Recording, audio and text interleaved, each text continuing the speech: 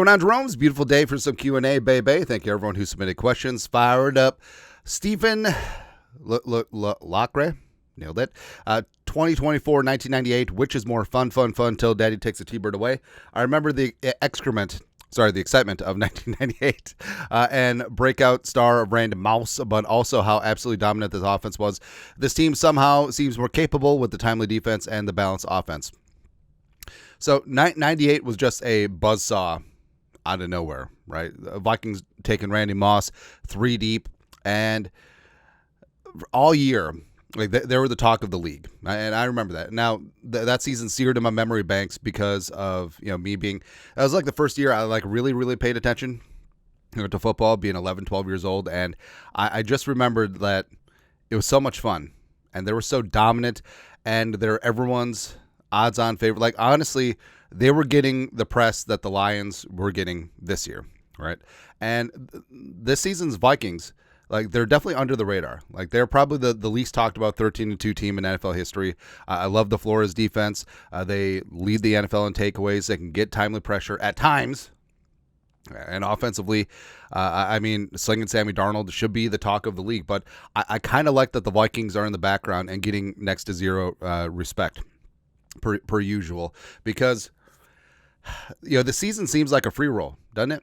And playing with house money, and scared money don't make money. But I feel like the 98 Vikings, maybe they went into the NFC title game a little tight because the weight of expectations, the Falcons weren't slouches either at 14-2. And the Vikings, frankly, in the NFC title game, they played not to lose versus playing to win. And you can have that when the expectations are foisted upon you. But the Vikings are going to play to win this year, and I think that vibe is great. And I've always thought if and when the Vikings win their first Super Bowl, it's going to be in a year that no one expected it, including the hardcore fans. And 98, after a couple weeks, everyone expected it. This season, like everyone was just waiting for the other shoe to drop. I don't think it's going to, and just enjoy this one because I think the Vikings are built to handle the NFC, and I think that whoever the hell comes out of the AFC, bring it. Number 2, Justin Colburn, OG Jerome. What's your most memorable childhood Christmas? I'll never forget it. In 2001, my parents told my brother and I that we weren't getting any presents this year because they didn't have enough monies, and we accepted that. But they still surprised us with 2 Xboxes, 1 System Link cable, and 2 Halo games, a ping pong table, and an air hockey table. That's awesome. I love it, man.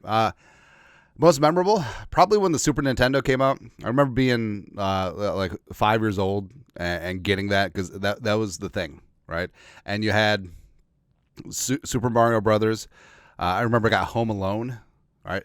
Also, this really obscure game called Gemfire. It was like a turn-based strategy game with like knights and dragons and stuff, and I kind of liked it. It was really good. But yeah, Super Nintendo, also Street Fighter, Mortal Kombat. I mean, those were the days, man. It was fantastic. Also, I do remember, so my dad and I would always go to Vikings Packers at home, right? Since I was like, well, it's post 98, so I would say like 99 on, we always went to the home game, right? And I remember, so I started working at a grocery store when I was 14, child labor laws. And I remember like my junior year of high school, I worked up enough and I saved enough to buy that year's or the subsequent year's Vikings Packers tickets, right? And I don't know, my dad really appreciated that. And it felt good.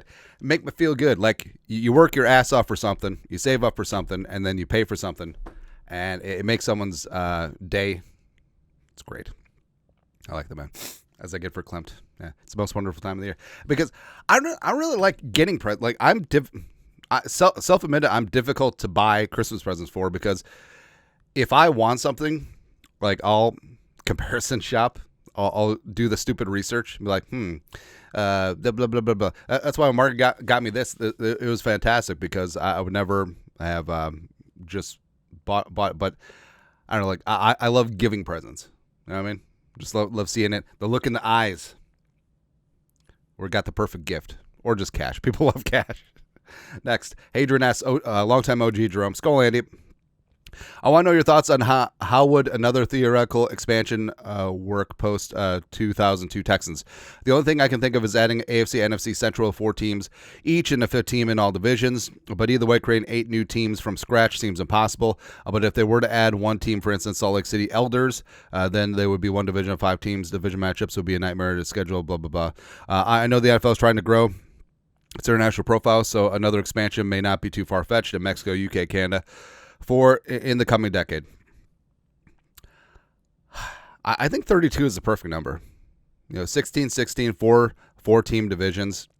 It was really wonky at times when like some divisions had 4 teams, some divisions had 5, and you had odd numbers all over the place. Scheduling was a nightmare.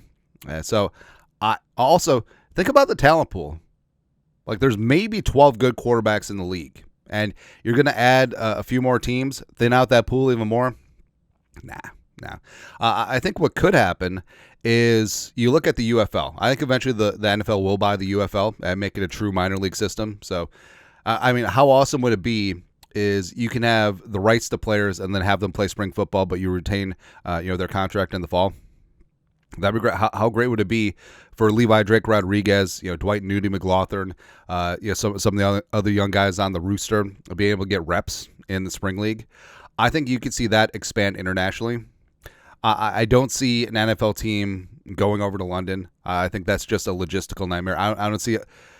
They bandied about the idea of a whole division going over there. That's silly. Yeah. I think that if they do expand, they have to do it in blocks. So they have to do it with an even number, obviously, because otherwise you're going to have a team on bye week 1. I think that they would have to expand by 4 or 8. And I just don't think that there's a talent to be able to thin things out like that. But I do think that moving teams could definitely be in the mix. And maybe Jaguars finally move over to London, even though I think that would be idiocy. Happens. But yeah, Salt Lake would be a great city. I always thought that Albuquerque would be a great town for an NFL team because we could just call them the ABQ Blue. Probably not going to work out, but who knows? I feel like St. Louis should probably get another NFL team, even though they've already lost a bunch because they lost the Cardinals, they lost the Rams. But St. Louis is a good football town. Like you see how the Battlehawks draw in the UFL.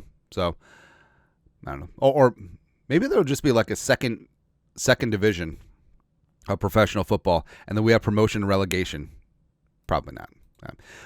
Lord of the Rings, Lore Master MJ. Nailed it. Skull Jeromes, Andy, got 2 questions for you. One, what does the running back situation look like for next year? It would be nice to have some consistency there. I think Kwesi's thinking has changed because you see Kwesi as the analytics guy. You're thinking like, well, he must hate running backs. Not particularly. All right, so even though the Vikings haven't sunk draft capital in the running back position outside of 7th round pick of DeWayne McBride, you see how Kwesi extended Madison 2 years ago, how they signed Aaron Jones to a $7 million deal this year. I think they do the way that they've traded for Cam Akers twice. I do think that they see the value of the position.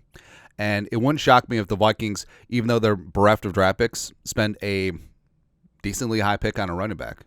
Genty's going to be gone, but a guy like Caleb Johnson from Iowa, I like a lot. There's a fistful of running backs in this class, which could make sense here. Or in free agency, I wouldn't be shocked if the Vikings, brought in Najee Harris because, Kwesi sees value and also trends and forces, and then you see how the impact of Saquon, Derrick Henry, Josh Jacobs in free agency, and so you can pay running backs on a second contract. They can add a ton of value. Now, probably not going to give them a third contract, but we'll see. But I could see the Vikings running back with Aaron Jones, pun intended, and also maybe sinking a draft pick, maybe going in free agency. Definitely hoping to bring Cam Akers back. But yeah, I think the Vikings will be active adding at running back. Number 2, do you really think Kwesi will keep Darnold? I still think the trade value for him will be high. Could be possibly go to the Niners. Brock Purdy's ass. Thank you. We know. I think that everything will be weighed out. And, of course, how the rest of the season plays out will be a factor. But I don't think it will be that huge of a factor. Even if Darnold wins the Super Bowl, I don't think it's 100% that he's back. I do think that Kwesi is going to weigh the value of a potential tag and trade That's monstrous for the Vikings. I think the Vikings could get a first-round pick and change for Darnold right now just because of how because what we're going to do, sign Kirk Cousins or Aaron Rodgers, and the draft is a 2-quarterback class right now. And I think that Kwesi has I think the plan always was Darnold bridge quarterback, J.J. McCarthy's guy, then J.J. McCarthy's guy. But I think that Kwesi is aware enough that how great Darnold and Kevin O'Connell have looked together. Same thing with Darnold and these weapons. I know that Kwesi understands that Darnold won't be able to replicate this anywhere else. Like, this is a beautiful incubator for quarterback success. And J.J. McCarthy could and should be able to do as good or even better than Darnold, even though Darnold put the bar all the way up here. Also, I think Darnold understands that too. Maybe you can get $55 million a year from Tennessee or wherever, or do you run it back here for 40?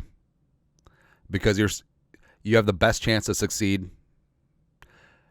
How much is, because if Darnold goes somewhere else where it doesn't have as good a coaching or weapons, he could revert to Carolina and even Jets Darnold. And I think that he understands that. But Kwesi gets the value too. I think what Kwesi is going to do is exactly what he did with Danielle Hunter, exactly what he did with Kirk Cousins. Like, hey, this is the number that we're willing to pay you. If you can get more elsewhere, and if you decide to go, God bless. But this is what we're offering. It's not even a negotiation. It's more of a ultimatum. So we'll see. Also, the franchise tag is certainly there too. It's gonna be interesting this offseason. Lastly, Joshua Wan. Andy, love the show. Curious to hear your thoughts on Arizona State running back Cam Skattebo. One of my favorite players. Watched him live all season. He completely transformed Arizona State from a team that used a Caleb Williams joke playing in the college football playoff. He has elite contact balance, vision, and physicality. Excellent pass blocking, catching the ball. It does lack pure acceleration and speed, but I think he could be a great third down or supplemental type back, like a rich man's Samaje Perine. And it's interesting to mention Perine because that, watching Skattebo over the last couple of years, that's the first name that came to mind. And Perine was fantastic in college. Like, he and Joe Mixon, that 1-2. I was going to say 1-2 punch at Oklahoma, except that's not. Probably shouldn't go there. But the Skattebo, so Sacramento, then to Arizona State. Also, he's fiery. I love the attitude. He's a great college player. I'm not sure how it's going to transition to the NFL. I don't. Well, certainly he won't be a lead back. But could he be in the mix of a running back stable? Yes, I think he certainly could bring a little something. And like, it's difficult to find like true comps for him. Like, Perine is fine. Like a poor man's Maurice Jones-Drew. Maybe he's a little bit taller than Pocket Hercules, but he is a solid receiver.